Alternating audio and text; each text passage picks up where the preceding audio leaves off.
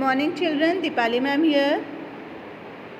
Today we will start with lesson number 12, that is electricity. Now first of all I have written the introduction to the electricity. It is a form of energy involving the flow of electrons. So children, remember, whenever the electrons will flow, then only the electricity will be generated. All matter in this world is made up of atoms, and inside the atoms we have nucleus. The location of nucleus is always in the center. The nucleus contains positively charged particles which are called protons and uncharged particles which are called as neutrons. Now basically in this chapter we will study main 4 topics, which is electric current, electric potential, Ohm's law and heating effects of electric current. Now first topic, electric current. Definition I have written here. Rate of flow of charges in a unit time means when the electric current is flowing inside a closed circuit in a particular unit of time, that is called as electric current. Here I have made a simple circuit diagram. So whenever we are making a circuit, so what do we need? A bulb, wires, switch, battery or electricity. So then we have a closed circuit inside which the current is flowing, and then the bulb or the electricity starts glowing. So that is called as electric current which flows inside the circuit. Now children, we have 2 types of things inside which electricity is flowing or electricity is not flowing. You can see here conductors and insulators. Conductors conduct electricity, means electricity can flow through them, and insulators inside which the electricity cannot flow. Now what is the reason behind that? Why do we call conductors to metals and insulators to things like wood and rubber? The reason behind is very important thing, free electrons. Free electrons are present inside the conductor which allow electricity to pass. Inside the insulator, no free electron.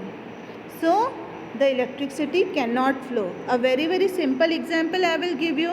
When you are in the class and no teacher is there, so you are free to move. You can talk from one place to another. You can move from one place to another, means you are free in the class. So means you can pass your messages from one place to another by going there. But when a teacher is there inside the class, you are bounded and you cannot pass your messages. You have to be stable at your one place. So that is, you are not free. So same happens in conductor and insulators. They are free, so they can pass electricity. Free electrons means less resistance, means less power. You are free in the class, so less resistance, less binding. So you can go from one place to another, a common example. So inside the conductors there is less resistance of holding together themselves together inside it, due to which they can pass the electricity. Here definition also I have written. Conductors are the materials that conduct electricity easily. Now why easily? Because electrons are free which exist in the atoms of conductors. Free electrons that are very weakly bounded to the atom, means they are not properly attached or bounded to the atoms. With very little force they can be traded to other atoms, means they can pass their energy to other atoms, or they can move, and this flow causes electricity. Here I have given the picture also of the diagram of a conductor. You can see the last shell. We have studied about the shells in class 10 only. So you can see here the last shell is having only valency electrons which is free.